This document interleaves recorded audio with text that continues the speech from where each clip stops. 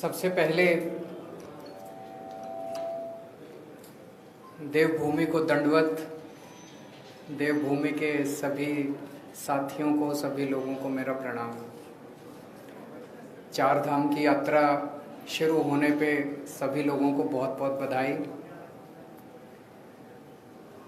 उत्तराखंड को बने हुए 21 साल हो गए। इन 21 सालों में इन पार्टियों ने, इन नेताओं ने उत्तराखंड की दुर्दशा करने में कोई कसर नहीं छोड़ी। नदियां लूट ली, पहाड़ लूट लिए, जंगल लूट लिए, जो मिला वही लूट लिया इन लोगों ने। आज पिछले कुछ दिनों से, पिछले कुछ महीनों से कोटियाल साहब के साथ बैठ के, उत्तराखंड के लोगों के साथ बैठ के, देवभूमि के लोगों के साथ बैठ के इन 21 सालों की दुर्दशा को 21 महीनों में ठीक करने का हम लोग प्लान बना रहे हैं। और वही प्लान एक एक करके आप लोगों के सामने लेके आ रहे हैं। कैसे स्कूल बनाए जाएंगे, कैसे अस्पताल खोले जाएंगे, कैसे 24 घंटे बिजली मुहैया कराई जाएगी, कैसे सड़कें ठीक की जाएंगी, कैसे खेती ठीक की जाएगी, कैसे रोज़गार मुहैया कराए जाएंगे। इन सारी चीज़ों के ऊपर जो 21 साल में इन सब ने मिलकर दुर्दशा की है, इस दुर्दशा को 21 महीनों में ठीक करने का पूरा प्लान हम लोगों ने उत्तराखंड के लोगों के साथ मिलकर तैयार किया है। उस प्लान का पहला बिंदु मैं अभी जब कुछ हफ्ते पहले आया था तब आपके बीच में रखा था कि लोग बिजली के बिलों से परेशान हैं, किसान बिजली के बिलों से परेशान हैं, पुराने अनाप शनाप बिलों से परेशान हैं। तो हमने कहा कि जैसे दिल्ली में करके दिखाया, दिल्ली में आज लगभग 73% लोगों को मुफ्त बिजली मिलती है। हमने करके दिखाया है, हम झूठे वादे नहीं करते। ऐसे ही उत्तराखंड में आम आदमी पार्टी की सरकार बनेगी तो 300 यूनिट बिजली मुफ्त देंगे, पुराने बिजली के बिल माफ करेंगे, किसानों को मुफ्त बिजली देंगे और 24 घंटे, ऐसा नहीं कि भाई इर्रेस्पॉन्सिबल स्टेटमेंट है, कोई कहेगा मुफ्त बिजली देंगे तो बिजली नहीं आएगी। 24 घंटे बिजली आएगी और मुफ्त बिजली आएगी। और मैं कोई नेता नहीं हूं, मेरे को नेतागिरी करनी भी नहीं आती। हमारी ये कमजोरी भी है कि हमारे को राजनीति नहीं करनी आती, इसीलिए 24 घंटे ये लोग हमको गालियां देते रहते हैं। लेकिन मैं जो कहता हूं वो करता हूं, और कहने के पहले पूरा होमवर्क करके आता हूं। तो हमने कहा मुफ्त बिजली देंगे तो देंगे, 24 घंटे बिजली देंगे तो देंगे। दिल्ली में करके दिखाया है। आज देवभूमि के युवाओं का दर्द, आज देवभूमि के युवाओं की जो तकलीफ है उसके बारे में बातचीत करने के लिए आया हूं। जैसा भी कोटियाल साहब कह रहे थे, उत्तराखंड के युवा में खूब एनर्जी है। उत्तराखंड के युवा को जब भी अवसर मिला उसने गजब के काम करके दिखाए हैं। उत्तराखंड का युवा जब फौज में जाता है तो गजब की शक्ति दिखाता है। लेकिन पिछले 21 सालों की जो दुर्दशा इन पार्टियों और नेताओं ने मिलकर की है, उन्होंने युवाओं की भी दुर्दशा कर दिया। आज युवा के पास आज युवा अवसरों की तलाश में, उत्तराखंड के अंदर उसको जब अवसर नहीं मिलते तो उसको अवसरों की तलाश में अपना घर बार छोड़ के पूरे चारों तरफ दुनिया में देश की तरफ जाना पड़ता है। कोई अपना घर छोड़ के नहीं जाना चाहता अपनी मर्जी से। सब चाहते हैं कि मैं अपने घर में ही रहूं, अपने गांव में ही रहूं, अगर मुझे वहां अवसर मिल जाए तो। लेकिन आज सबसे बड़ी समस्या उत्तराखंड की उसका पलायन बन गई है। एक तरह से उत्तराखंड पलायन प्रदेश बन गया है और युवा बहुत ज़्यादा दुखी है। हर युवा को रोजगार चाहिए। युवा भीख नहीं मांग रहा, उसका अधिकार है। हर युवा को रोजगार चाहिए और ये हो सकता है। आप पूछेंगे ये हो सकता है कि ये हो सकता है। इस पे हमने खूब चर्चा की, घंटों चर्चा की, इस पे खूब प्लानिंग करी हम लोगों ने। एक ही शर्त है, अच्छी नीयत वाली सरकार चाहिए। तो उत्तराखंड के युवाओं को रोजगार देने के लिए, उत्तराखंड के युवाओं को रोजगार मुहैया कराने के लिए आज मैं 6 घोषणाएं कर रहा हूं। आम आदमी पार्टी की सरकार बनेगी तो उत्तराखंड के हर बेरोजगार युवा के लिए रोजगार मुहैया कराया जाएगा। ये पहली घोषणा है। दूसरी घोषणा, जब तक उस बेरोजगार युवा को रोजगार नहीं मिल जाता, हर परिवार से एक युवा को 5,000 रुपये महीना दिया जाएगा जब तक उसके लिए रोजगार मुहैया नहीं करा दिया जाता। इसको आप बेरोजगारी भत्ता कह लीजिए, जो मर्जी कह लीजिए। तीसरा, सरकार में और प्राइवेट में 80% नौकरियां उत्तराखंड के बच्चों के लिए रिजर्व की जाएंगी। चौथा, सरकार बनने के 6 महीने के अंदर 1 लाख सरकारी नौकरियां तैयार की जाएंगी। आप पूछेंगे कैसे होंगी? लगभग 50 से 60 हज़ार तो वैकेंसी हैं सरकार में अभी। और उसके बाद जैसे मैंने बताया, और आने वाले दिनों में मैं और कई बार आऊँगा, हम इतने स्कूल, अस्पताल, सड़कें, मोहल्ला क्लिनिक, हमने इतने सारे प्लान बना रखे हैं जो एक एक करके आपके साथ शेयर करेंगे। इन सबको मिला के इतनी नौकरियां पैदा होंगी, नई नौकरियां क्रिएट की जाएंगी सरकार के अंदर। तो लगभग 6 महीने के अंदर 1 लाख नौकरियां तैयार की जाएंगी सरकार में। दिल्ली में अभी हमने एक एक्सपेरिमेंट किया था जो बेहद सक्सेसफुल रहा। हमने एक जॉब पोर्टल बनाया। हमने कहा भाई जो नौकरी देने वाले हैं वो इस पे अपनी सारी नौकरियां कर दो, और जो नौकरी लेने वाले हैं वो भी कर दो। कोरोना के वक्त में बहुत सारे लोग बेरोजगार हो गए थे। आपको जान के ताज्जुब होगा, 10 लाख नौकरियां इस जॉब पोर्टल पे आई थी। 10 लाख नौकरियां इस जॉब पोर्टल पे एडवर्टाइज हुई थी। ऐसा ही जॉब पोर्टल उत्तराखंड के बच्चों के लिए तैयार किया जाएगा, जहाँ पे नौकरी देने वाले और नौकरी लेने वाले आपस में मिल सकें। और मैं समझता हूँ इसके अंदर बहुत बड़ी ताकत है। और छठा, एक अलग से मंत्रालय बनाया जाएगा, रोजगार और पलायन मामलों का मंत्रालय। उस मंत्रालय का काम होगा कि रोजगार के नए नए अवसर तैयार करना एक तरफ, और दूसरा युवाओं को पलायन करने से रोकने के लिए सभी उचित कदम उठाना।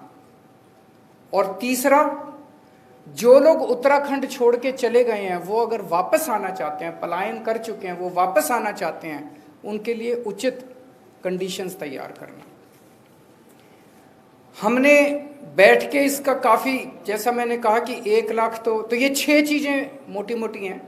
1 लाख तो सरकारी नौकरियां तैयार की जाएंगी। प्राइवेट सेक्टर में बहुत नौकरियों का स्कोप है। टूरिज्म के अंदर इतनी असीमित संभावनाएं हैं, असीमित अवसर हैं, इनफाइनाइट अवसर हैं। टूरिज्म का जबरदस्त इंफ्रास्ट्रक्चर तैयार किया जाएगा। इसमें वाइल्ड लाइफ है, एडवेंचर टूरिज्म है, इतनी किस्म किस्म की जड़ी बूटियां हैं, बायोटेक इंडस्ट्री शुरू की जा सकती है। पूरी दुनिया से लोग आएंगे यहाँ पे। अभी थोड़े दिन पहले कोटियाल साहब ने अनाउंस किया था कि उत्तराखंड को पूरे विश्व के हिंदुओं की आध्यात्मिक राजधानी बनाया जाएगा।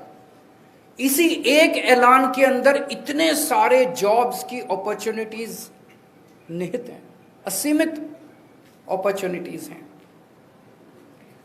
तो मैं और कोटियाल साहब जो हमारे सीएम कैंडिडेट हैं, उनको नौकरी दिलवाना आता है। उन्होंने अभी तक 10,000 बच्चों को तब नौकरी दिलवाई जब उनके पास कोई ताकत नहीं थी, उनके पास कोई शक्ति नहीं थी।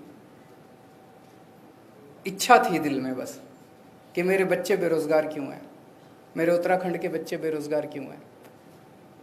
तो उनके नीयत भी है, इच्छा भी है और करना भी आता है, उनको नौकरी दिलवाना भी आता है। तो अगर आप भाजपा को वोट दोगे तो हर महीने एक सीएम मिलेगा, और अगर आप आम आदमी पार्टी को वोट दोगे तो 5 साल का एक स्टेबल सीएम मिलेगा जो आपके बच्चों को रोजगार देगा। तो मैं समझता हूं कि इन घोषणाओं के लागू होने से उत्तराखंड में पलायन बंद होगा, और धीरे धीरे आने वाले कुछ महीनों के अंदर जो मैंने बताया कि 21 सालों की दुर्दशा को 21 महीने में कैसे ठीक करना है, इसकी प्लानिंग आपके समक्ष में एक एक करके आता रहूँगा। अगर आपके कोई प्रश्न है तो एक एक करके दे लेंगे तो सवाल। 1 मिनट एक एक करके सुन लेते हैं। आर्थिक स्थिति बेहद खराब है उत्तराखंड की, कई सारे काम हम नहीं कर पाते, सरकार भी सैलरी नहीं दे पाते कर्मचारियों को, उसको लेकर क्या जब हाँ, मैं वो बड़ा इंपॉर्टेंट क्वेश्चन है, उसको एक बार जवाब दे दूं। उन्होंने पूछा कि उत्तराखंड की सरकार की आर्थिक स्थिति बहुत ज़्यादा खराब है, यहाँ तक कि तनख्वाह देने के भी लाले पड़े रहते हैं, ऐसे में इतनी बड़ी बड़ी घोषणाएं कैसे लागू करेंगे। इसमें मैं बस आपको एक ही उदाहरण दूंगा जो हमारा तो एक्सपीरियंस भी कम है, हम तो नेता भी नहीं है। दिल्ली चला के देखी है हमने। दिल्ली में भाई साहब जब हमारी सरकार बनी थी 2015 में, उसके पहले जब मैं लोगों को कहता था बिजली फ्री करूंगा, पत्रकार मेरे से यही क्वेश्चन पूछते थे, जी दिल्ली में तो तनख्वाह देने के भी पैसे नहीं है, दिल्ली सरकार तो घाटे में चल रही है, दिल्ली में तो बिल्कुल पैसा ही नहीं है, आप रेवेन्यू कहां से लाओगे। तो मेरा छोटा सा 6 साल का दिल्ली सरकार चलाने का एक्सपीरियंस है। सरकारों में पैसों की कमी नहीं है, नीयत की कमी है। हमने 6 साल के अंदर, आज ये मैं नहीं कह रहा, सीएजी की रिपोर्ट आई है 2019 की, आप पढ़ना सीएजी की रिपोर्ट। 2015 में हमने सरकार बनाई, 4 साल के अंदर दिल्ली का जो घाटे का बजट आता था, 4 साल के अंदर वो नफे का, प्रॉफिट का बजट आने लग गया। सीएजी की रिपोर्ट है कि पूरे देश में अकेले दिल्ली सरकार है जो नफे का बजट दे रही है। क्यों? हमने क्या किया? भ्रष्टाचार खत्म कर दिया। एक छोटा सा उदाहरण देता हूं, एक फ्लाईओवर बनना था, वजीरपुर फ्लाईओवर का भी जाओ तो देख लेना, 325 करोड़ का बनना था। अब सरकार में अगर कोई 325 करोड़ का फ्लाईओवर बनना हो और उसका एस्टीमेट 325 करोड़ हो, तो वो बनते बनते बनते बनते 1500 करोड़ का बनता है कि नहीं बनता? और अगर 2 साल में पूरा होना तो 10 साल में पूरा होता। हमने 325 करोड़ का फ्लाईओवर 200 करोड़ में बना दिया। मुझे लगता है आज़ादी के बाद की पहली सरकार होगी जो 325 करोड़ का फ्लाईओवर सरकारी 200 करोड़ में पूरा करती होगी। हर काम में पैसे बचाते हैं भाई साहब। तो सरकार में पैसे की कमी नहीं है। जितनी घोषणाएं मैं कर रहा हूं, ये सारी एक एक घोषणा पूरी होगी। एक मौका कोटियाल साहब को देके देखो आप लोग।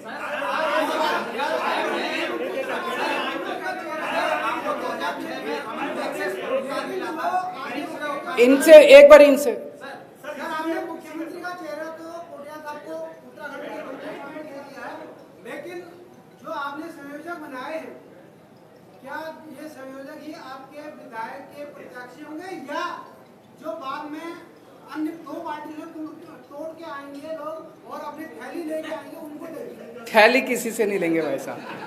थैली लेंगे तो आपसे लेंगे। एक मिनट, उनका प्रश्न का जवाब सुन लीजिए। उनका प्रश्न ये है कि कोटियाल साहब को तो सीएम कैंडिडेट बना दिया, अब आपने अपनी पार्टी के कुछ वो अनाउंस किए हैं, अधिकारी प्रभारी अनाउंस किए हैं तो क्या इनको आप कैंडिडेट बनाएंगे या कैंडिडेट दूसरी पार्टियों से जो थैलियां पैसे की लेके आएंगे उनको बनाएंगे? पहली चीज़ तो हमारी पार्टी में थैली का सिस्टम नहीं है। जैसा मैंने कहा, हमें राजनीति भी नहीं करनी आती और भ्रष्टाचार भी नहीं करना आता। ये हमारे खून में ही नहीं है, पहली चीज़। दूसरी चीज़, इनमें से कई लोग कैंडिडेट भी बनेंगे और कई लोग पार्टी की जिम्मेदारी भी संभालेंगे। पार्टी भी संभालनी जरूरी है। अगर सारे कैंडिडेट बन गए तो पार्टी कौन चलाएगा? कुछ कैंडिडेट भी बनेंगे और कुछ। तीसरी चीज, दूसरी पार्टियों के अंदर अच्छे लोग आज बहुत ज्यादा वो महसूस कर रहे हैं, घुटन महसूस कर रहे हैं। सभी अच्छे लोग, जो जो उत्तराखंड का विकास चाहता है, जो जो उत्तराखंड के युवाओं के रोजगार के लिए, बिजली के लिए, पानी के लिए, सड़क के लिए लड़ना चाहता है और जो ईमानदार है, उन सब का आम आदमी पार्टी में स्वागत है। सब लोग अपनी अपनी पार्टियां छोड़ दो और आम आदमी पार्टी में आ जाओ। एक बार इनसे, हाँ ये गड़बड़ हो गई माइक, अगली बार से माइक की हाँ कोई बात नहीं। अब हाँ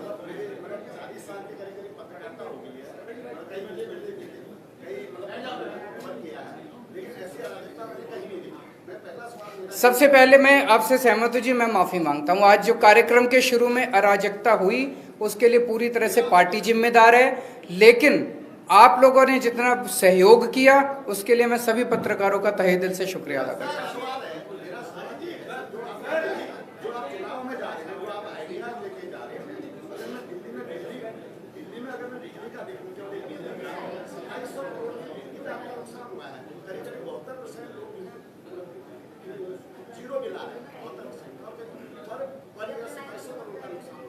दिल्ली में टैक्स का जो फ्लो है बहुत ज्यादा है। उत्तराखंड में टैक्स का फ्लो ऐसा नहीं है जो यहाँ पर नुकसान होगा, जो उत्तराखंड में बिजली का नुकसान होगा। आपने आगे तैयार किया होगा, क्योंकि जो आप एक ब्यूरोक्रेट भी रहे हैं, पूरे होमवर्क के साथ आप इसके साथ आते हैं, तो जाहिर है मुझे ये बताइए कि उत्तराखंड में जब आप 300 यूनिट बिजली देंगे तो उसका नुकसान कितना होगा, भरपाई कैसे करेंगे? देखिए, उसको नुकसान नहीं, उसको सब्सिडी कहते हैं। तो दिल्ली के अंदर हम लगभग 2200 करोड़ की सब्सिडी देते हैं बिजली में। अब मोटे मोटे तौर पे मैं आपको एक चीज आपसे पूछना चाहता हूं। एक सरकार है, वो सरकार आपसे 60,000 करोड़ का टैक्स लेती है, सारा पैसा खा जाती है और फिर जब आपके पास आती है कहते हैं जी देखो कोयले के दाम बढ़ गए, ट्रांसपोर्ट के दाम बढ़ गए, अब तो बिजली के दाम बढ़ाने पड़ेंगे, और वो आपके बिजली के दाम बढ़ा देते हैं। दूसरी सरकार है, वो भ्रष्टाचार नहीं करती, आपके टैक्स भी नहीं बढ़ाती, उतना ही 60,000 करोड़ का टैक्स है, उसमें से पैसे बचा लेती है। जैसे हम घर में पैसे बचाते हैं, अपने बच्चों के लिए पैसे बचाते हैं पेट काट के, वो आपके लिए पैसे बचा लेती है। और जब पैसे बच जाते हैं तो कहते हैं यार थोड़ी सी बिजली सस्ती कर लो, बिजली मुफ्त ले लो। बताओ दोनों में से कौन सी सरकार ज्यादा अच्छी?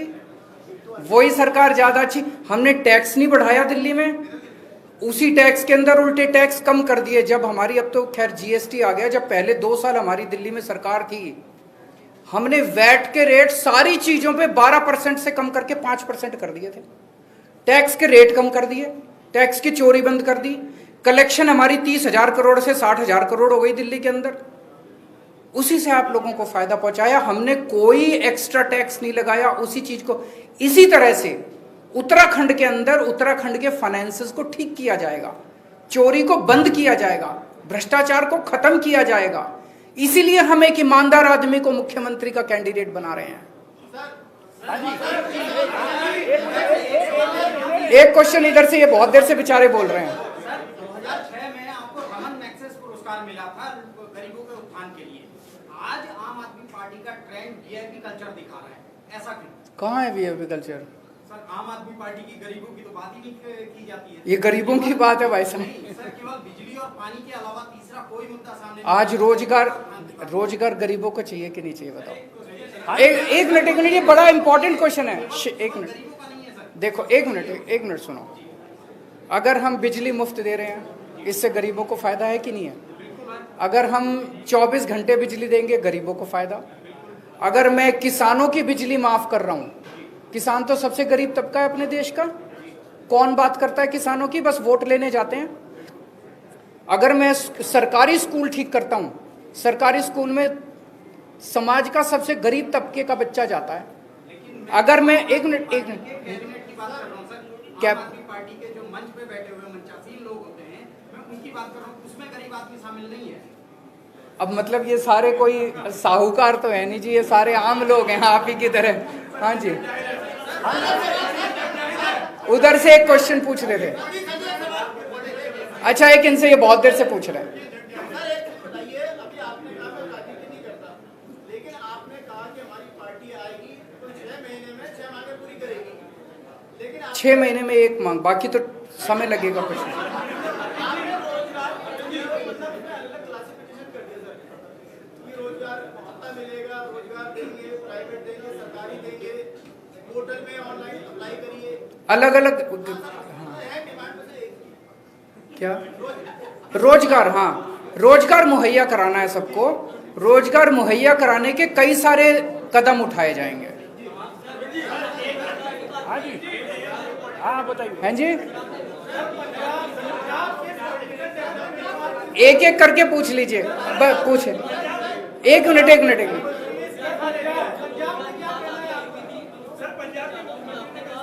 एक मिनट एक मिनट एक मिनट, वो रोजगार पे सवाल पूछ रहे हैं उनको।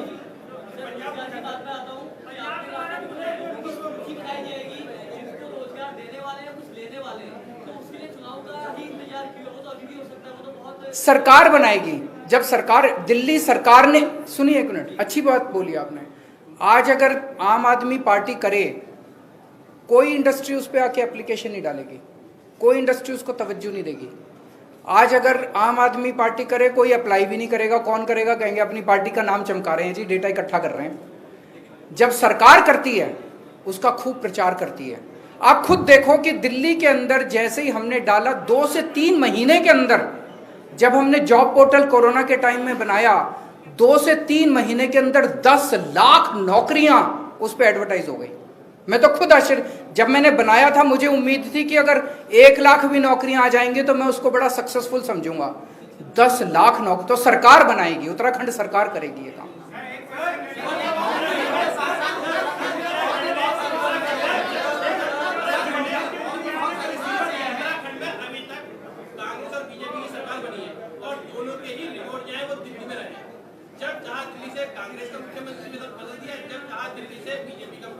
हम नहीं बदलेंगे, आम आदमी पार्टी का क्या यही रूटीन रहेगा? हम नहीं बदलेंगे। हमारा एक ही मुख्यमंत्री आपके सामने बैठा है।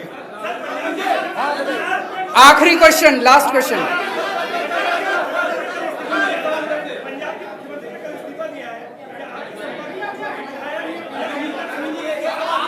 कोई नहीं है हमारे संपर्क में, कोई नहीं है।